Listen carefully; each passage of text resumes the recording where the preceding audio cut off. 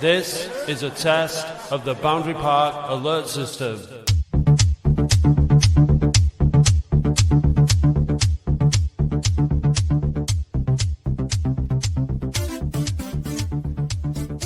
Hello and welcome to the Boundary Park Alert System podcast. It's Matt Dean here. Despite the game getting cancelled, we thought we'd do one anyway, do a podcast anyway, and I'm delighted to say that back fresh from a breakfast at the Swiss Embassy in London, Andy Halliwell. Good morning, Andy. Morning, Matthew. You okay? You all right? Yeah. How are the Swiss? Neutral? Yeah, neutral as always. Yeah. Not really getting involved in anything. Sitting on the fence, splinters up the bum. Yeah. Yeah. Oh, and if you can hear that sort of slight distortion in the background, that's Dave pissing around with his phone. Hello, Dave. Hi. You all right, guys? You had to switch from your laptop to your phone there, have you? Yeah, the Wi-Fi keeps dropping out. I don't know why, but it does. There's very few issues with it locally, so apologies. That's all right, Dave. You are forgiven and you are welcome. So we've got a full house of the audio video team. Arlene was pumping out the blogs yesterday. Well, she pumped out the blog yesterday, despite the cancellations and whatnot. She's the fourth member of the team. The rest of us are here. How's everyone doing? Were you all disappointed that the game was off, or not asked? Andy, you wouldn't have been going, obviously. Dave, you would have been. But how are you feeling about the cancellation? One of them things, isn't it?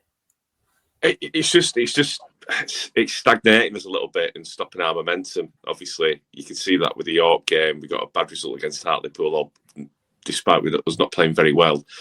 Eastleigh, again, away. We got a decent result away, I thought. And I think it was roll on Saturday. But again, the weather's just been the issue once again. So I think it's stop-start, and I don't think the players need that. They need to be playing match games and being up to the absolute peak of match fitness rather than just doing training sessions while they're off. You know what I mean? So I think it's nothing we can do about it, but it will start affecting us down the line, I think. I was absolutely delighted it was called off. Because it gives Mickey Mellon a few more days to reset and try and sort out the recruitment and get us ready for what is going to be. You want to play every week, Dave. It's going to be Saturday, Tuesday from nearly here in to the end of the season now. So we're going to get that. So I think actually, unlike the York game where we had momentum and that really killed us a bit, this one I think was welcome, the postponement. So I was quite pleased that hopefully they've had maybe a weekend to go and watch some players, talk to some players and agents, and try and line up, some incoming recruitment for the running. Speaking of which, Andy, we've recruited, haven't we? We brought somebody in. Yeah. Tell us about him. Well, I mean, this is the funny thing, isn't it? When you're recruiting players at this sort of level, is I don't often know an enormous amount about them. I've maybe come across them once or twice. So Rossiter, I mean, I do remember him playing in that Bury game, but I couldn't have told you what he'd done since. I hadn't really paid any attention. And you look at his record; he comes with a bit of pedigree, doesn't he? He was obviously in Liverpool's academy, and Liverpool played an odd one or two first team games for them, and Jurgen Klopp had called him out once or twice, as had Robbie Fowler. So he looks like he got pedigree, but injuries have really ravaged his career, haven't they? He hasn't done an enormous amount. He's followed Joey Barton around a couple of places, it would appear, and he probably has got some of the attributes that we need. And again, you see, if we just take like a more of a helicopter view of this, and just a bigger picture view, right? I'm not panicking. I'm really, really chilled. Dave's panicking because in our podcast WhatsApp group, it's just ridiculous nonsense that keeps getting spurred out, and I'm just laughing at it because just relax, just chill out. That's why we've got a really. I like this though because it means like it is kind of more representative of the fan base, isn't it? When we're in this group, because like you go on Twitter, you get the same thing, don't you? Yeah. You've got the one side that is freaking out, and then you've got the other side that just calm down. And so when Dave comes into the mix, he's he's the first to admit that the instincts kick in. It's that fight or flight thing, isn't it? It's that kind of reaction to that situation. And then you take it like when I'm the man of the take people. a helicopter view, you realise that maybe it's not so desperate. You've just got to pause, right, and take a slightly bigger picture view of where we are now. When I listened, it was obviously because there were no phone-ins over Christmas. Dave and I split the podcast, so it's my turn to sit it out last week. So I quite enjoyed listening to last week's podcast, having not recorded it, because it's quite nice to listen to one that you've not been involved in. But by the end of it, I wanted to slip my wrists because I was listening to Dave, and I was thinking, it's just the unbelievable negativity around it, like, and the sort of glass half empty negative point of view. Now, again, if you take a bigger picture and you look over the course of a 30-year period, right? I think I tweeted, and you've mentioned it on the phone at least in the week I heard. We as a collective, we've got, and when I say this, I'm doing it tongue in cheek, obviously, so I don't wish to downplay any genuine serious conditions that people have. But our fan base suffers from a combination of PTSD, Munchausen syndrome by proxy, and Stockholm syndrome, because you've got some of us that would like, some of the collective, that is, who would open arms embrace Abdallah, and go, oh, he's amazing. Stockholm syndrome. PTSD are those that are just in constant shock all the time. I can't believe that we're playing Braintree. Well, we are. You have to get your head around it. And then you've got those. And then there's a chap who tweeted me on Twitter called Graham Bamber, who said it's not Munchausen's syndrome by proxy, because that's when you pretend that your child is ill in order for sympathy, whereas Munchausen syndrome, straight Munchausen syndrome, is when you pretend you're ill. Well, I'd retort to Graham that actually it's a combination of the two. Like people like Dave, I'm not Dave, but they're like, oh, it's so terrible, I'm so ill, it's really bad. They're the Munchausen syndrome. And then the Munchausen syndrome by proxy people are those that go, the club's going to get relegated, because they project onto the club, onto their child, the illness. And you're like, right, let's big picture this for a minute. We are fifth in the league. We are a matter of 6-7 points off top with a game or two in hand. And we've only lost 3 times all season. Now, if we just look at the bigger picture, yes, there are bumps in the road. The whole Stones debacle was a bit of a setback.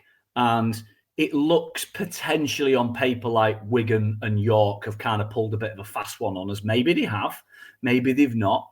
I read an article by Sean Maloney after he'd gone, which indicated potentially that York had just dropped an offer in at the last minute and they weren't expecting it. If you listen to Stones' interview, they were talking to him in the summer and he did expect it.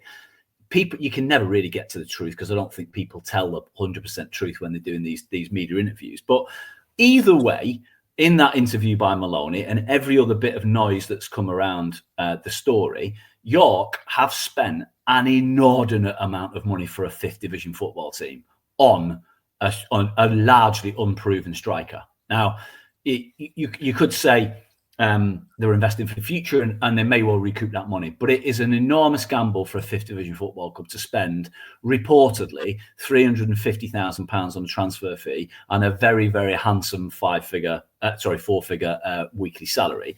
So I'm not that bothered. I'd have liked to have signed him, but I'm not that bothered that we haven't absolutely blown an enormous amount of money on a player that may not recoup that. So we just take it bigger picture. And he wasn't our player anyway, so we couldn't control where he was going to go and not go. So I just think you just calm down a little bit. Let's see who we sign. It's not like that the club have not been aware of what might happen, and they've got things lined up. We've already signed Rossiter. So let's see what happens. I'm like we say plenty of times, I'm not privy to loads of information, so I can't. It's just not the position we're in. But I do know that we're talking to quite a few players, and I do know that there is an intention for us to try to compete to win the league.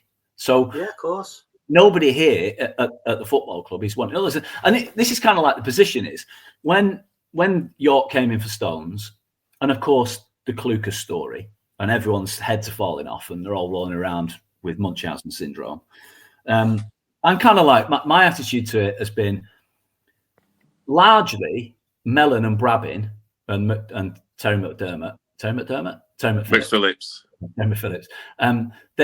They've done a pretty good job this season, with the budget that's been made available to them. Bearing in mind that you're still paying Kirk Willoughby and Joe Nuttall, right, and sending Alex Reid out on loan. They've done a reasonably good job with that budget to bring players in to make us competitive. And so you've got to trust in them to have a good idea about how to recruit in January to keep us at that level. And the panicking, like I panicked when I saw Sonny Sefil play a game of football.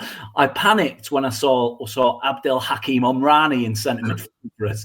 I panicked when it was a litany of 7th division French footballers coming to us, and when we weren't paying the wages, and when staff weren't getting their pensions paid, and when we were getting winding up orders for tax and stuff like that. I was panicking then. I'm not panicking now. There's nothing to panic about. Well, exactly, and at this point, I can exclusively reveal that we are opening a clinic to deal with these conditions, and Dave is already undergoing clinical tests. Yeah, trials. It's called the PTSB. The PTSB. Yeah, Dave's got some like little probes sticking out of his head and stuff like that as we speak. We're measuring his brain function. It's not. There's not much going on. There's not much there at the moment. Not much there. But yeah, Dave, how do you respond to that? Do you? I mean, you're laughing away. You take it on the chin. You know yourself. You do overreact a little bit sometimes. I just, as I said, we've talked around the desperation for success, and some people react in different ways. Some people are a bit more let it ride. Some people are let's go mad about it, because it's how people just react. Everybody's different. Everybody has a view. Everyone's passionate in different ways. I was upset at the time, but you got to look at it in the cold light of day, as Andy said. He wasn't our player. We had no control on what Stones could do or not, and it's an extortion amount of money that York have paid, haven't they? And now we know there's alleged budget to be made available, and the players and the calibre of the players that we're talking to and who we've signed in Rossiter, like Andy alluded to, he played for Liverpool Academy. He got Academy Player of the Year, and he was signed by Rangers because he'd won that Academy Player of the Year.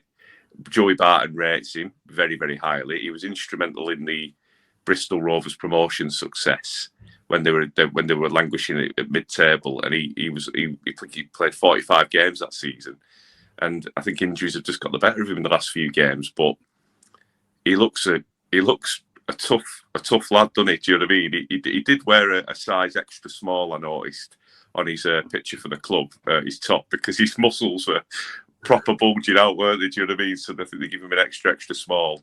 But I'm really excited to see how he plays, and I can't recall him in the friendly against Shrewsbury earlier on in the season because he played against us. But it's an exciting time. You know, if you look at the players that we're linked with these players, aren't we? So there's no certainty, but Dom Telford, his name has cropped up. Corey Evans, his name has cropped up. Ollie Norburn's name has cropped up. Now, all those three players have got pedigree in the Football League. You've got that Josh Hawkes from Tranmere. I don't know too much about, but Tranmere fans seem to like him. And then more recently, we've been linked with Ben Barkley, who's a centre-back, I think, who plays for Carlisle, who's played a fair amount of games in league football and also in the National League for Stockport. So you're like... I'm least enamoured by him because I just don't feel like we need another centre half personally. But on the basis of those names, and then you've got Reagan Booty, who apparently has put transfer request in at Gateshead, but I've heard that that's not true through the grapevine. So you link with those names. So all of those names should add something to the squad and keep us competitive. So you're always going to get bumps in the road. And if you look at Barnet have lost Nicky Kabamba. He's gone to Bromley. And they've replaced him with that Lee Undlove from Boreham Wood, if you remember him, that massive unit who scored a few goals. Now, that looks like a downgrade on paper to me. Kabamba was a better player than Undlove was. And Kabamba has gone to Bromley, and Bromley have spent 100 grand plus transfer fee on him. Now, that would have never happened if Bromley had been in the National League.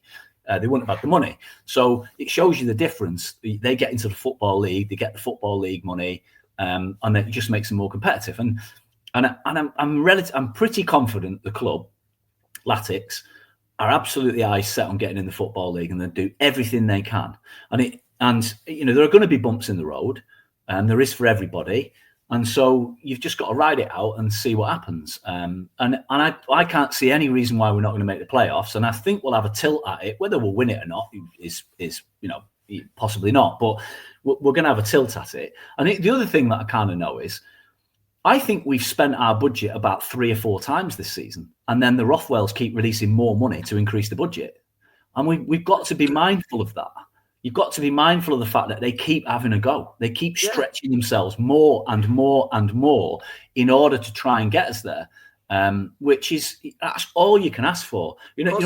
When people are saying, like, I can't believe we didn't just chuck another 100 grand at Josh Stones, you're like, we're already hundreds and hundreds of thousands of pounds over budget before they've done that.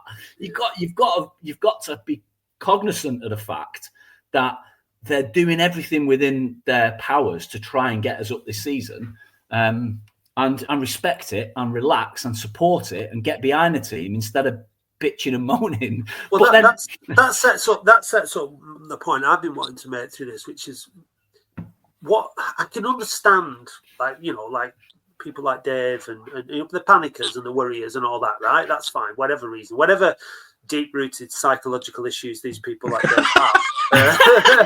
Causing that's fine. I don't want to delve in too much into that. But what really annoys me, gets on my goat, is the way those people who then turn on people and start pointing the fingers at people and blaming people. And it's mainly Darren that gets the thick end of it from that. And people will always say, "Oh well, you know Darren, and you're defending him, and you're kissing his ass because you want this, that, and the other." Like we as a podcast, we ask for nothing off the club, do it? We really don't. Like, we just get on with our thing, and we want to try and remain as neutral as possible, so that if all this spending, for example, leaves the club on the brink of ruin, we need to be able to say that and call that out and whatever, right? We're not suggesting that that's the case at all. But what the point is that just because things aren't going the way you want as a fan, and you're upset and you're panicking, don't just start pointing the fingers and blaming this and say, well, he should have done this and he should have done that. And, oh, well, Darren blew all that money on Unsworth and it's all part of this, blah, blah, blah, blah, blah, blah. We see it all on Twitter. Look, people make mistakes. There are bumps in the road. I think that things are being done with the right intentions, and that is important, because it's all. You look at people on Twitter and on social media, the way that they go on like they're perfect, like they've never made a mistake, like that, and it's like, shut up, like you're not perfect. It's kind of like,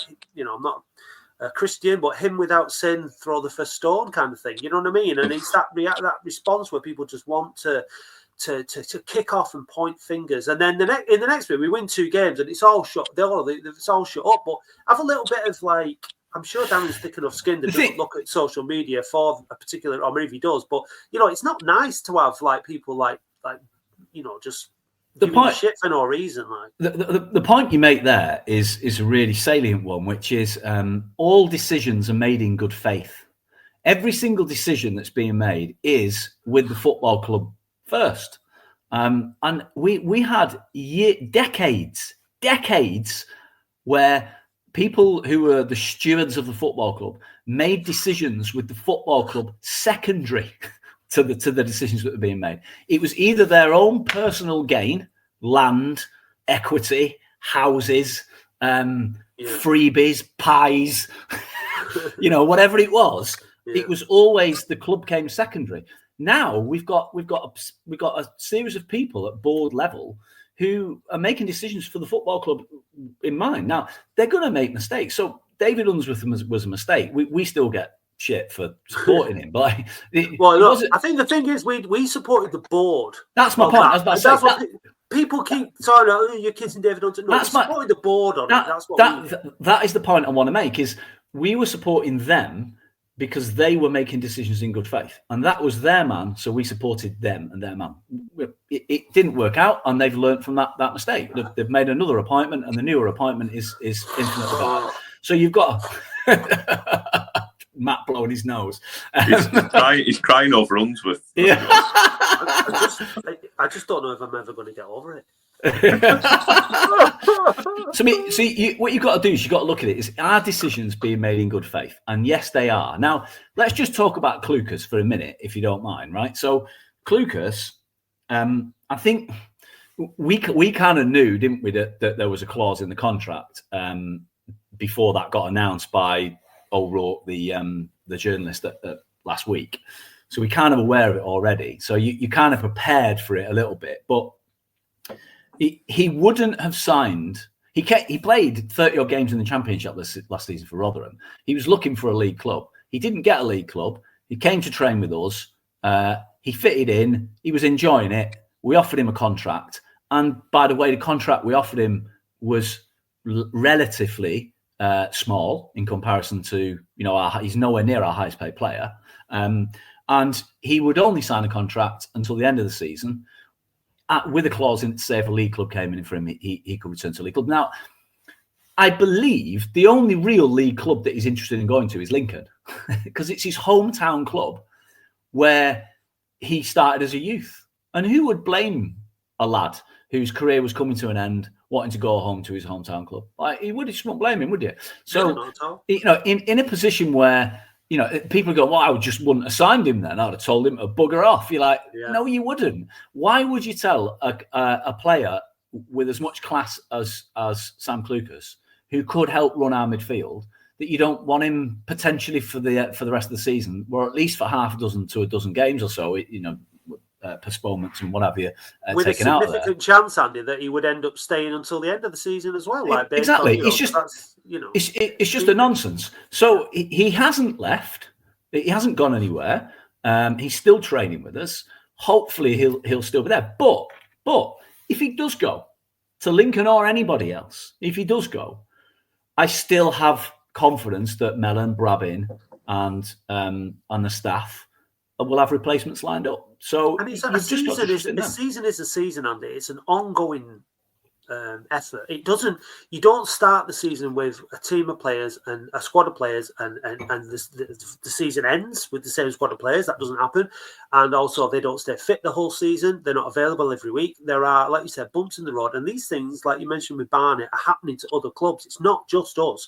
But we're hyper-focused on Oldham Athletics. So it's like other teams are experiencing injuries to their players as well. It's not just us. And over the season, the manager's job is to manage the situations that are going on on the footballing side of things, and that's what he's doing. And we trust him; he's going to do it. What Dave wants to say something. Go on, Dave. Do you know what? The only reason as well that we've not experienced this for the last, 6 or 7 seasons is because all the players that we signed, Wilfred, John Batty, Urko Vera, plus others, were all crap. No one wanted the players that we had. You know what I mean? So this is quite new territory for players, isn't it? The only one I can think of where we did do an improved contract offer was when Peter Clark was allegedly, I think that was in 2012. 2017. He was allegedly to be moved mid-season, but Simon Corney offered him a new contract for him to stay. I think he was going to go to Scunthorpe, I think, from memory. And that's the only player that I know who hasn't left at the end of the contract who has attracted any interest because, as I say, Giles Cork, More Silla, these players are bad players. So couldn't get rid of them, never mind somebody wanting them. Yeah, exactly. So it's such his life, isn't it? You just got to get over it. The other thing you've got to know is players, come in and out of form. The way that Mellon has got had Norwood firing before he got injured. I was not that impressed with Tom Conlon at the start of the season, although in recent weeks, leading up to that Leyton Orient game where he was absolutely brilliant, and I said he was brilliant in that game. He had really improved, and my God, in the last 2 games, how much have we missed him? And so you start to realise how Mellon's got the team ticking and what cogs are important in that team. Like Jake Caprice last few weeks has been our best player for me. I've watched Jake Caprice is the only one who's putting it in, and then some people say, "Well, Klukas didn't do much in the game at Hartlepool." Well, nobody did, So you're coming in out of form. He set up 2 goals, or did he? And two assists and 1 disallowed in the last game. So you've just got to, not everyone will play an amazing game every week. Sorry, when we look at players as well about who's potentially being brought in, you tend to look at that player in isolation as a player, but it's Mellon is looking at what does the squad need and how will that player fill a particular need in the squad. And you can look at some of the other signings and you can say, right, okay, it's Calm. Where does he fit? What need has he met? Because he doesn't seem to have found that position. Same with Josh Kay. He's not really kind of come in and done a specific job. So they don't always get it right, but that Mellon knows what he's looking for, and when he signs a player, it's for a particular reason. Now, on the flip side of that, you can look at someone like Sam Taylor, who's come in, and you're thinking, well, why has he brought him in as well? What? So it's sometimes it's a little bit, curious. I just hope that on the balance that and I expect that on the balance of things, Mellon will get it more right than he gets wrong. Yeah, no manager gets it 100% right, do they? I mean, Alex Ferguson signed Eric Jemba, didn't he? He didn't do anything for them, did he? So everyone gets stuff wrong. You can't really fault that. So maybe he brings Taylor in for a month. Just to see how he does in training and see if he's got something about him, because he thinks he's got some attributes that might be useful. Maybe he doesn't quite cut it in training, therefore he doesn't catch the squad and he'll go back at the end of the month. It's just a gamble. It's a cheap gamble that have a look at. Otis Khan has got, he's nippy and he's fast and he plays as winger as number 10. Can play a couple of it. You can see how he's maybe some of them don't fit, don't work out. So it is. It's like Dan Gardner for me. Dan Gardner hasn't. It's very difficult to argue that Dan Gardner played well in the 2 games that he's played since Connor's been injured. He didn't, but he did. Nobody did, right? So the thing with Dan Gardner for me in those 2 games, especially at Eastleigh in the week, is he was one of only a few players trying stuff. He was. There was a couple of nice little Cruyff turns he did where he got away from people and then set people off. He did a great interception where he set Kitchen in the second half. But then what he'll try and do is a 45-yard crossfield pass with the outside of his boot and give it away to the opposition. And those are the moments where he gets singled out, because you're like, oh, Dan Gardner's giving the ball away again. I'm guilty of it myself. But he was trying in a team that wasn't really functioning very well to get us going. And that's what you need, is someone to take some risks and have a go. And so I felt a bit sorry for Dan Gardner the last couple of games. He hasn't been brilliant, but you've got to have players trying. I mean, the other bit, to try and keep on the good news sort of position, is Norwood showed himself doing a bit of work on a rowing machine on his social media over the weekend, which immediately sent some people into a spin, saying, "Oh, he's clearly not injured. He's lying." It's really complete. He has got a groin strain, and I think you can manage a groin strain on a rowing machine because of the lack of lateral movement. But what it possibly shows is that it might be not as bad as first feared. I tell you, I think he did 3,000 metres in about 12 minutes as well. So that's some going.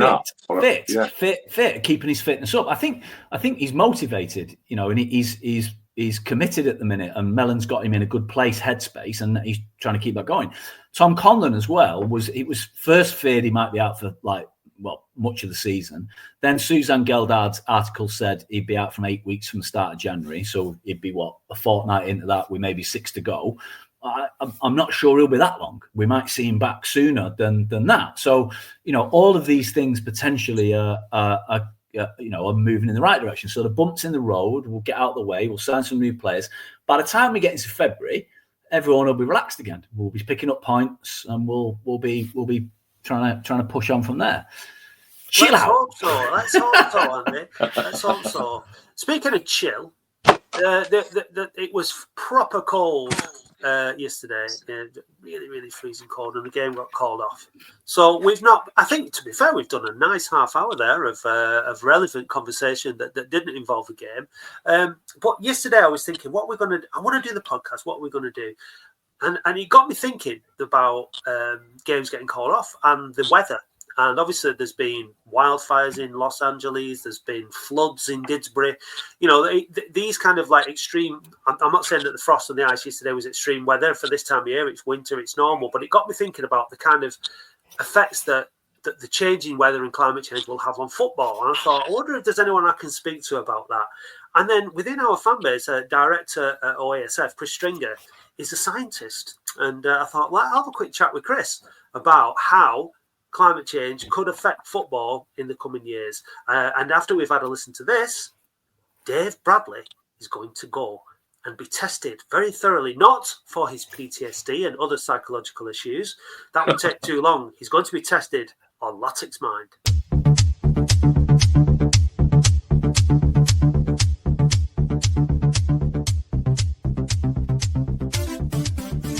Yeah, so the game's called off because of the weather. I'm not going to say it's extreme weather, but it's certainly colder than it usually is. And it got me thinking that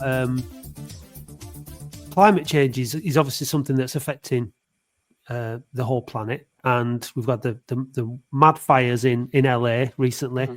We've had the floods everywhere, it seems. And we've got this cold snapping weather. And it just got me thinking about how climate change might affect football, because it's a football podcast, and I thought, who better to ask to talk about it than a director of OASF who's also a scientist.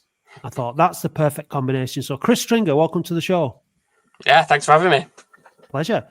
So we can catch up on OASF stuff, and we can talk about the weather or climate change, which is not the weather, not the same thing, but I asked you yesterday, I said, do you want to come on and just have a quick chat about it? I don't know what went through your head initially and if immediate things sprung to mind. You said you needed to make some notes, but what was your sort of like first thoughts when I mentioned that to you? Well, it's something that's been talked about generally for a little while now. A couple of years ago, a company called TIFO, which some of the listeners might be aware of, which is a football analytics company, put together a really nice video looking at how climate change is impacting football, specifically in the UK, but also globally. So I just really wanted to try and get a few figures together and the sort of things we could talk about it in a little bit of detail. And apart from being one of the smartest people that I know, what are your actual credentials to talk about this place in terms of your own background, qualifications, experience, etc., just for the listeners? So I have an integrated master's. So for those that don't know, that's sort of a joint undergraduate and master's degree in one in geology and physical geography, and I have a PhD in Antarctic landscape change, so looking how climate change is affecting the landscape in the polar regions, specifically in Antarctica. And you've been there, haven't you, to see it firsthand? I have indeed. There is a science boundary park up on James Ross Island on the Antarctic Peninsula. Fantastic. One place that is guaranteed to be colder than Boundary Park. So, what did you just tell us what you think and what you've seen and what studies say, etc. Yeah, so the Met Office do sort of pay attention to these sort of things and have put together some reports. And of course, the way that climate change is impacting football is not even through the levels. It impacts grassroots and lower league footballs far more than it does professional football, and the lower leagues of professional football far more than the Premier League. And generally what we're seeing is that the UK has really good temperature and precipitation records. So really good records back to the late 1800s, and a longer record actually going back to the 1600s. And both of those data sets are showing that temperatures are rising. Preliminary estimates show that 2024 globally was about 1.5 degrees warmer than pre-industrial times. And for every degree that the atmosphere warms, it's able to hold about 7% more moisture. So in line with rising temperatures, we're also seeing wetter weather. Yeah, I think there's a bit of a disconnect between...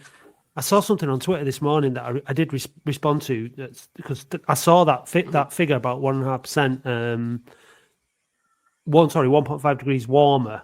And this guy was like, well, some of us are old enough to remember the summer of '74. And I was like, there's a difference between having a hot summer in England and global temperatures. The two things, it's not the same thing, is it?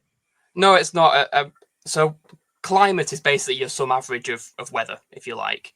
And so it's when we're talking about climate change, it's good to think about it in terms of probability.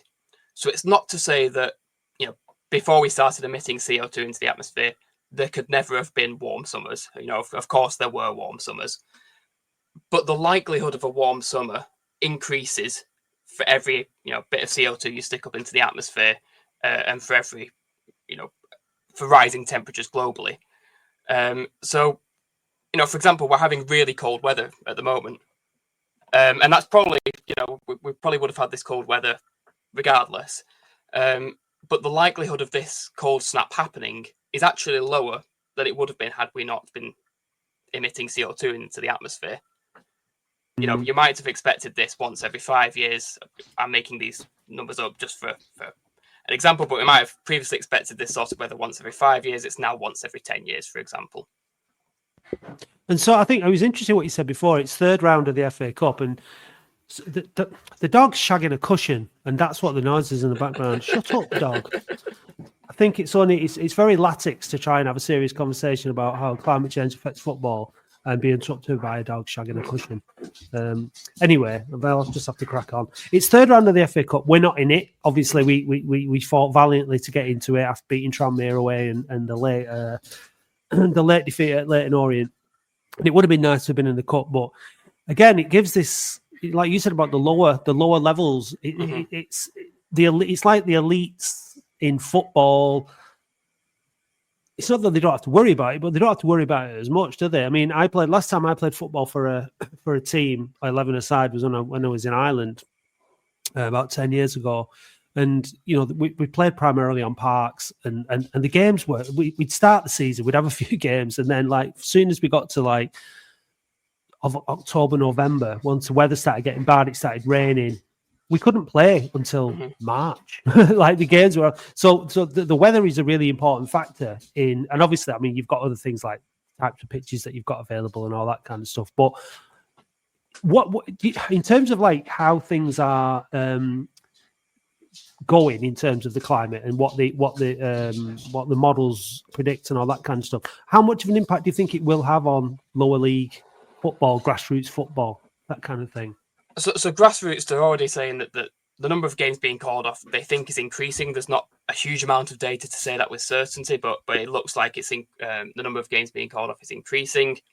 Over 50% of teams are losing a third of their matches. A third of their matches are having to be arranged. So, like you say, in November through to February, a lot of games are being called off because it's just too rainy to play. The pitches are becoming waterlogged.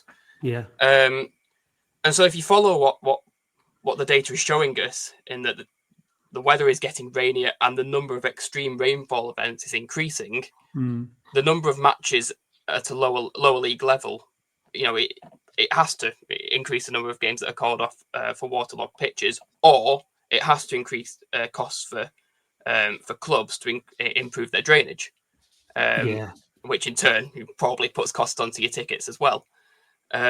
So the models are showing that with pretty good certainty for the UK, we're getting wetter in the winter, drier in the summer.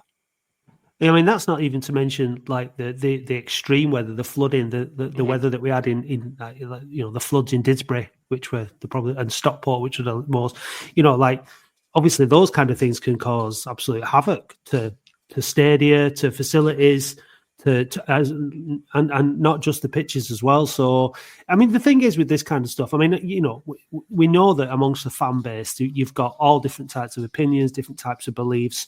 There might be people listening to this that have fast forwarded or whatever, because they think, climate change, load of bollocks, whatever. But the fact is that sometimes you have to try and relate things to things that people care about, even though everybody should care about where they live and the earth and all that. But sometimes you have to try and relate it back to things that people care about. And it really, it does have an impact on us. I mean, this season, there's nothing you can do about the fog, but or the cold weather, but it's not going to do the lower end of the game any good if the top during the winter. Liverpool, Man United, Man City, all their games are on, and all ours are off. Everyone's going to watch those games, and we need all the help we can get at this level to get eyes on and games on. So it is an issue. People will be listening and thinking, well, there's nothing we can do about it. Is that true? I mean, where do you stand on that? I mean, in terms of like actually, is it something that we're just going to have to put up with? To an extent, yes. So baked in already is already a degree of rising temperatures, and with that increased rainfall, there's not really much we can do to stop what's already baked in, if you like. As individuals, but more importantly, as nation states, there are things that can be done to reduce the likelihood of more CO2 emissions and more rising temperatures. Namely moving towards renewable or carbon-free energy sources. That can include things like, in my view, nuclear energy, but it does mean winding out your use of coal and gas and oil.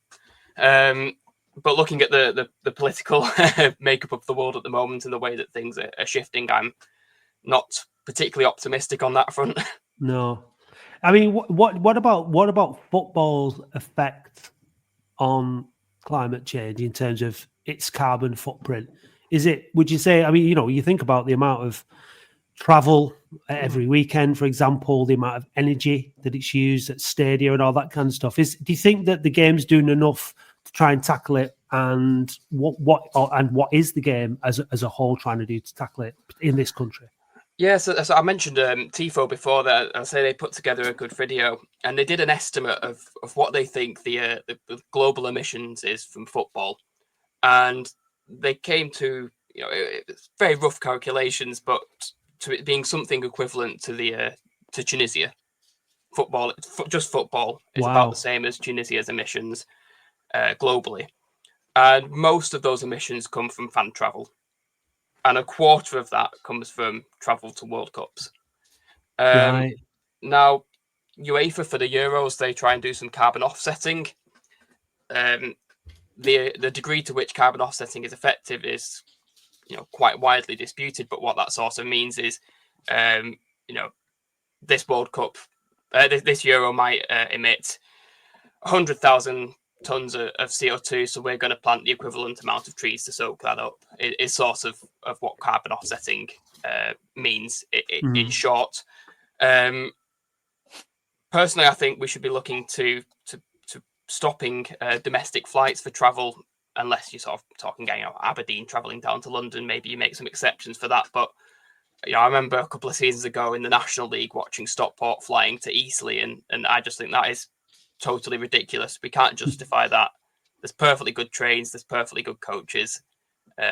Let's try to look to that. Most listeners will be aware of Forest Green Rovers. They've done a lot of good things in terms of reducing their CO2 emissions. Looking at things like solar powering their lawnmowers. The unpopular one of having vegan food available for their staff, only vegan food. People don't like to hear it, but that does make a big difference in terms of CO2 emissions, as well as things like electric vehicle charging and solar powers and wind power for their stadium. But it's one of these things. This is where I like to look at where I think football mirrors society. I think it does in a lot of ways, and like you said about FIFA. And obviously, we've got things like the Champions League and people wanting to do things like European Super Leagues and all that kind of stuff. They don't. The richer people are, the less it seems they care about flying around in private jets, flying here, flying there. The Euros is being spread over 3 countries, which means people have to travel even more for the Euros next year. And the World Cups, including Uruguay and Argentina, before moving to Europe and Morocco. Yeah, and exactly. And the next World Cup's in Canada, USA, Mexico. So these things aren't, and not to mention Qatar and Saudi Arabia. The amount of work and energy that had to go into building all these stadiums in Qatar, for example. Like, I mean, when you could host the World Cup in England, we've got everything you need. And and the Euros, and we keep getting overlooked for it. But there are countries that and it's okay, fair enough. They say that other countries, want and need these things, but give them time to do it at a more sustainable rate than just sort of like piling all this. I dread to think how much energy and how much CO2 was burnt and all that kind of stuff just to put the Qatar World Cup on. And maybe different for Saudi Arabia. I'm not sure. They might already have a bit more of a structure in place because they have built some infrastructure at least. Yeah. But it just seems like the haves will power on regardless, doing the majority of the damage, while the rest of us have to put up with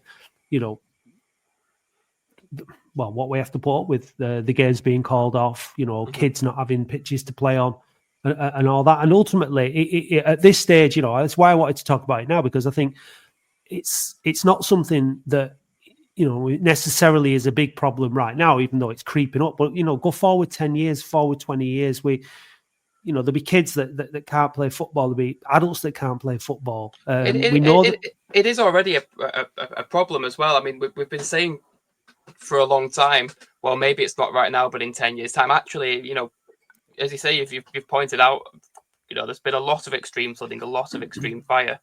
Yeah, we are seeing the effects of climate change play out right now. Let's not kid ourselves that it's 10 years away. It is happening right now. No, but I mean, sort of like, yeah, but it's only going to get worse. But there is this lack of urgency at the top. And it does make it difficult for everybody else. I think, just bringing it back to Latics and OASF and whatnot. I mean, one of the things that OASF offer is the Latics lift.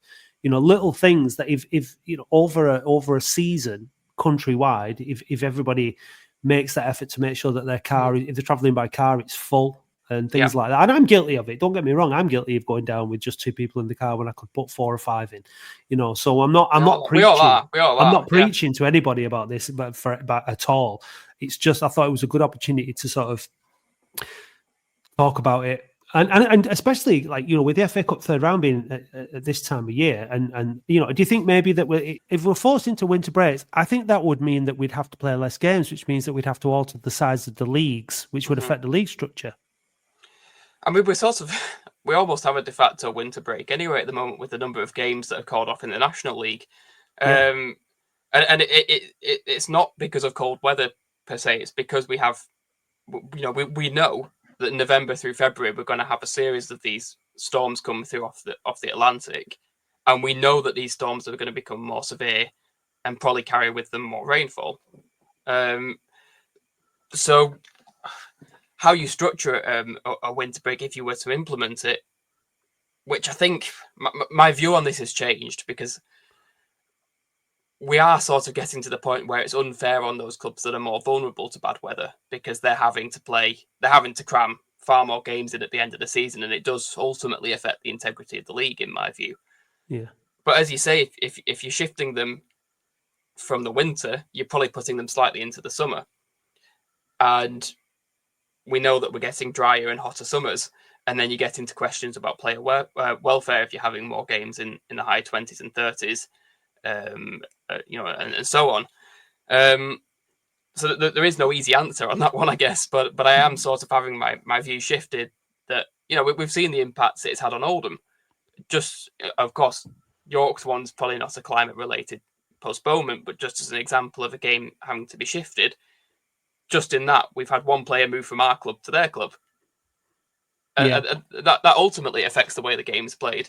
And it's probably not fair if weather is doing that to some clubs disproportionately more than others.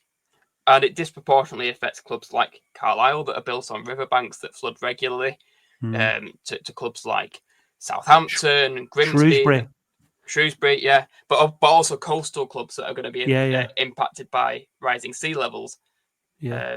So it's a tough one.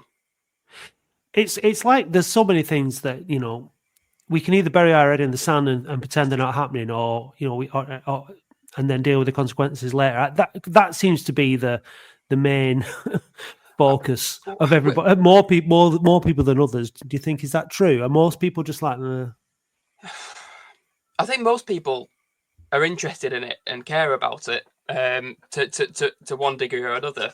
The problem is that we've allowed a sort of aspect of this to fall on individuals over the last few years rather than focusing on how businesses and governments acting. So we've had a big shift to say, well, you need to drive less, you need to have your heat on a lower temperature, this, that, the other. No, bugger off, make some proper policy decisions. Don't shift this onto us. Yeah, agreed. So there's a lack of leadership, isn't there, politically, and you can get into the whole reasons for that. But we're getting taxed more as users on things, and that's the driver, I think, that puts people off buying into the idea. When really, it's the corporations, and like we've already said, the elite that really are the ones who pollute far more than your average Joe on the street. Well, this is why things like equity are always discussed at UN, COP meetings. It is the wealthier countries and it is the wealthier individuals within those countries that emit disproportionately more. Now, for example, there may be some good reasons that wealthier people emit more. Their businesses are producing stuff that we all use, and so inevitably there are higher emissions associated with that. But a lot of it is to do with taking private jets to travel 5 minutes down the road and things like that, which I don't think are really justifiable. And footballers outdoing each other with the biggest, dirtiest car they can drive is another type of thing. I mean, I'm not saying that the footballer wages and the cars they drive are a big driver, but it's just an example of people when they have money sort of tend to choose to do or get what they want rather than what. But then again, that all comes back down to things that are being produced, and what's available and what isn't available. Transport's a really good microcosm of where we are. I mean, actually, I'm vaguely optimistic about the car industry, because I think actually electric cars are starting to become flashier and more desirable as things to own. But if we look at, say, the public transport networks, we've kind of allowed them to slightly rot away a little bit, where actually the Elizabeth line that opened in London, this great big fast railway system, has been wildly positive. Far more people are using it than they actually thought. It's brought with it economic growth, and people are moving home so they can use it more. So we wouldn't be worrying about so many people driving so much if actually proper policy decisions had been made to implement decent transport that people found nice to use as well. Because 100%. So, anyone who's been to, when talked about the Leyton Orient game, we went to the Leyton Orient game. The train, it was just a disgrace. It's absolutely, we know at the weekend that football fans are going to travel around the country, and they're crammed in like sardines. It's horrendous. And if you've got a bit of money, why would you take the train when you can get driven down somewhere, to put it bluntly? You wouldn't. Exactly. Well, also, you need a bit of money to get the train. It's not the fact that trains aren't cheap in the first place. So these things, like, football in this country is, we can be extremely proud of it. It's millions of people every weekend are involved in football, from grassroots up to the elite level. There's lots of people traveling around. If we had a travel infrastructure that helps support that and make it easier, it's great for the economy. People travel around, spend money in different places. It's a really, really positive and important thing. And like everything else, it's going to be affected by climate change and by all there seems to be the costs and the taxes and all that seem to be put on us as a result of it. I should add, actually, as well, insurance companies are already taking into account the fact that climate change is real and happening and going to get worse. Funnily enough, that includes Donald Trump's golf course up in Scotland, and people that would generally not like to talk about climate change because it would be inconvenient for themselves. Actually, their assets are already taking into account that the climate is getting warmer. Just to make that point as well. Yeah, well, just to finish up now on this topic, Chris, the football club, Latics, what do you think we could do? Because you've mentioned Forest Green Rovers, and it's very much a part of that. They're obviously you can say what you want about them, but at least they're taking a lead on this, and they're making it at the heart of their policy, and they're taking it seriously, taking responsibility for it. What do you think Latics could do, and have you or anybody else that you're aware of had some discussions about the energy use cap? Because ultimately things, it helps reduce cost as well if you're spending less on energy and you're more sustainable in that way. What conversations have you had, if any, and what do you think Latics could do? We've not had a huge number of discussions on energy use. We've had some discussions around waste disposal, which does have a carbon component, of which we're ongoing. I don't want to get into it too much, but hopefully improving recycling facilities around the club and that sort of thing. I know the club already have installed a borehole for water that inevitably has positive carbon components, and I think at the moment already they have some solar panels on the north stand. It'd be good actually to see that sort of thing rolled out more broadly around the stadium.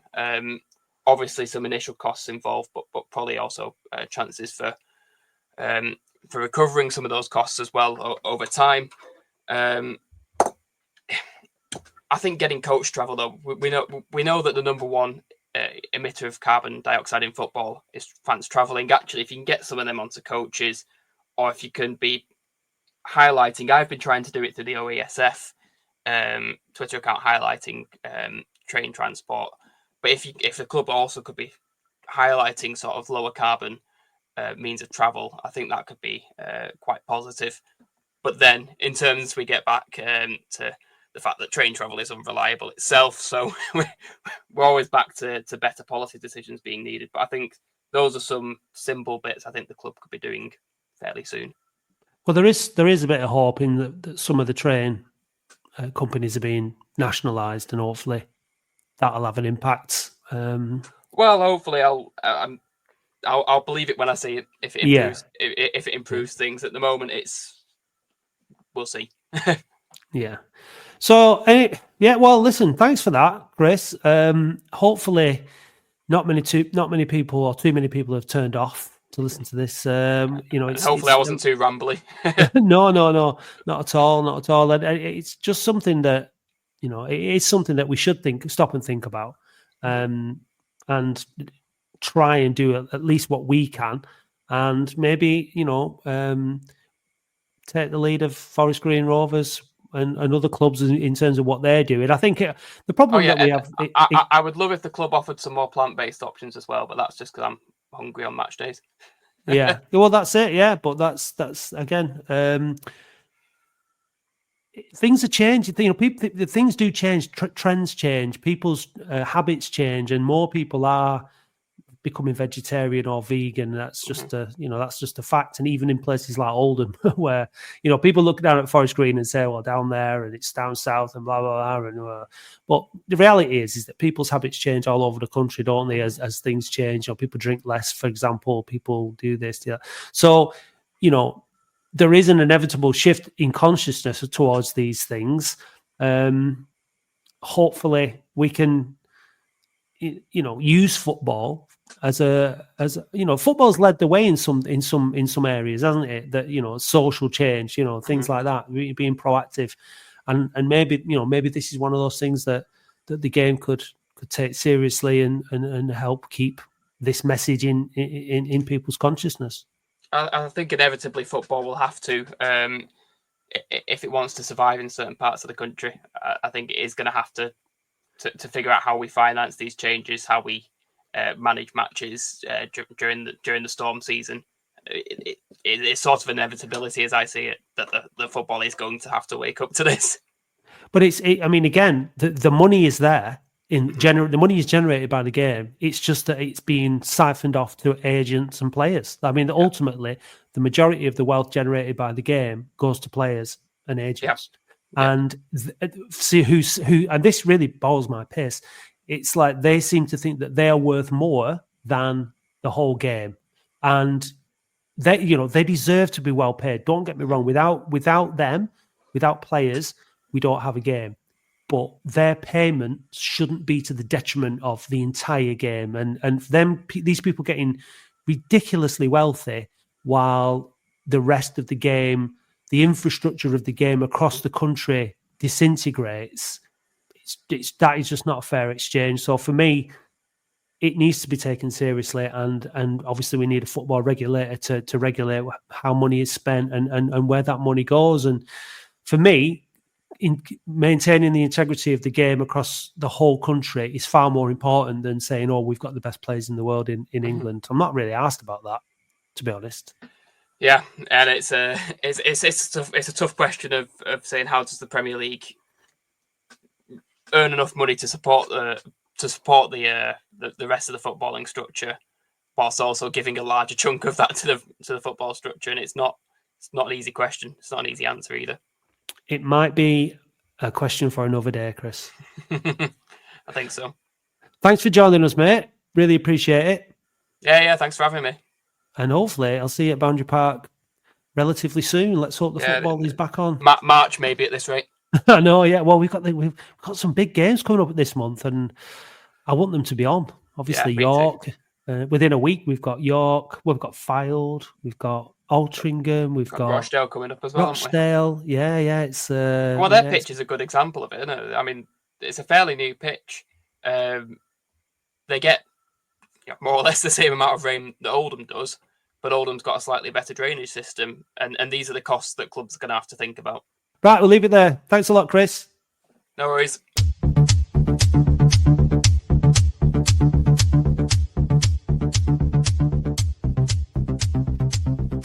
All right, so there we go. That was Chris Stringer, and hopefully too many of you didn't tune out there because you think climate change is woke nonsense. But there we go. That's your decision to make.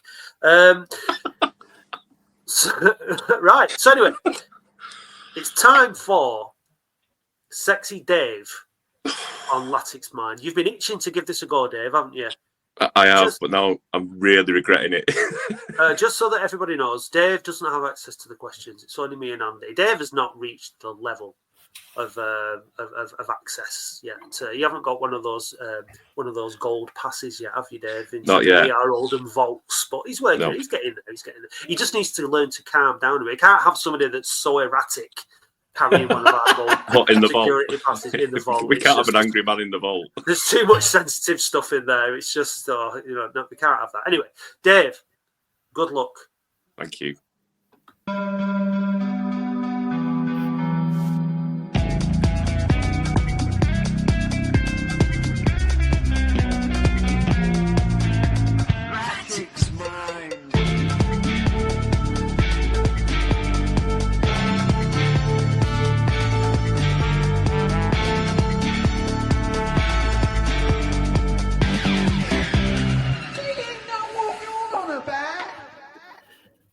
Who was initially Paul Dickov's assistant at Latics?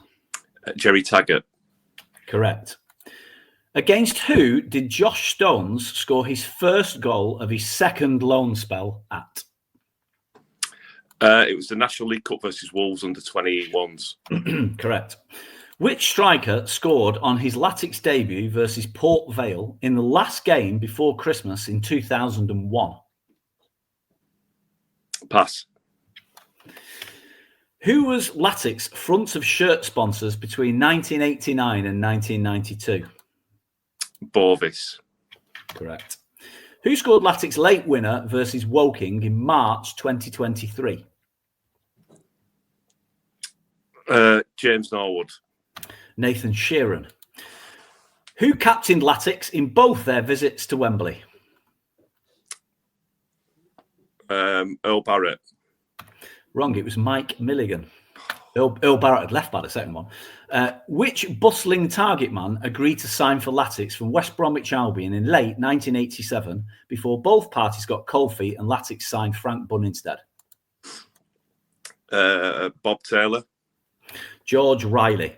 Who did Frank Bunn score his last Latics goal against? Ipswich. It was West Ham United the week before the League Cup final. Who was Latics captain in the 2004-2005 season? Matty Appleby. It was Dean Holden. Which former goalkeeper started the 1988-89 season as Latics' first choice keeper? Andy Rhodes. Correct. In what year did Joe Royle become Latics manager? 1982. Correct. Between 1987 and 1991, I'll start it so I'll finish. Between 1987 and 1991, how many cup ties did Latics play against Everton? 3. It was 6. We played them in the League Cup twice, Oh. three FA Cup games, all in a trilogy, and 1 Zenith Data Systems Trophy game. Oh. I thought it was FA Cup, but I misread the question. But yeah, never mind. Dave, How many cup ties? as it stands, we both got 5, I think. Well, I got 5. I think you got 5 as well. That's not bad for me, that. I mean, there were some guesses in there, but... Yeah, you got 5 and 1 pass. I'll go to the pass for the listeners. I won't get this, don't worry. Which striker scored on his Latics debut versus Port Vale in the last game before Christmas in 2001? Which striker scored... Sorry, can you repeat the question? Which striker scored on his Latics debut versus Port Vale in the last game before Christmas in 2001? Oh, on his debut in 2001. I don't Wasn't know. Karazin, was it? It was David Reeves. I was going to say that. Listeners, if you could see Dave's face now, you'd be laughing like Nike is. He's got his head in his hands. I was going to say that. Oh, Dave, trust your feelings, Luke. I know. How was it, Dave? Are you disappointed with 5? No, do you know what? I think 5's quite respectable. I mean, really, you have to. I mean, one of those questions was the Bovis shirt question. A couple of easy questions. Couple of easy ones in there. What year did Joe Royle become manager? When I was looking at, it, I was like, I should have fixed it and given him all the hard ones. But you've got to let them come out as they come out. Imagine if I'd have got that wrong, though. I would never live that one down. I mean, calling Earl Barrett as captain at Wembley in 1994 was a bit silly, given that you played for Villa in '92. Yeah, I just when you're in the booth, it's quite a pressurised environment, and I thought I had Milligan in my head, but I didn't think he played in the League Cup, but I thought he was bent to Everton that year, but I got mixed up. So such is life. Such is life, Dave. 5's not bad. 5's not bad. It's not bad. No, not bad at all. Right. Well, there you go, Dave. You've tried it, and if you like it, maybe you can come back and get some more at some point in the future. So there's proof that Dave didn't have access to the questions, which is good. Can't believe the David Reeves one. Oh well, never mind. So we'll be back for the phone-in on Thursday. We'll be looking ahead to playing Aldershot at home, which tends to be quite a high-scoring game, doesn't it, Aldershot? We put 5-1. We beat them at Mountain Park last season. They beat us 4-2, was it? At their place this season, 4-1. So it's going to. Well, it was 4 somewhere. Anyway, there was goals. Anyway, that's the main thing. There's goals. So we could do with plenty of goals from our lot on Saturday. So we'll be looking forward to that, which means we'll be having facts about Aldershot. So that'll be good. Something to look forward to. Thursday night, Dave. We seem to have a few more callers, even though they were all depressed.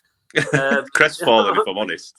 Yeah, crestfallen, if I'm honest. You can buy a crestfallen, if I'm honest, mug. And believe it or not, we actually sold one. I put most of this stuff up for a joke, but somebody's bought a crestfallen, if I'm honest, mug. So I got a message off Billy, the lad in Ireland, and his son has got a good evening, guys cup. He got it for Christmas, so that was his best present. So yeah, quality. It's hot, sexy merch, Dave, isn't it? Absolutely. Right, lads, thanks very much. I've got to go now, so I'm going for a nice walk by the canal and then a big roast dinner.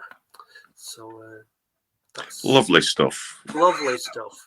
Thanks a lot for listening, everybody. If you'd like to buy me, Andy and Dave a nice, hot, steaming cup of Bovril or Nescafe or Macchiato, then please feel free. See you for the phone on Thursday.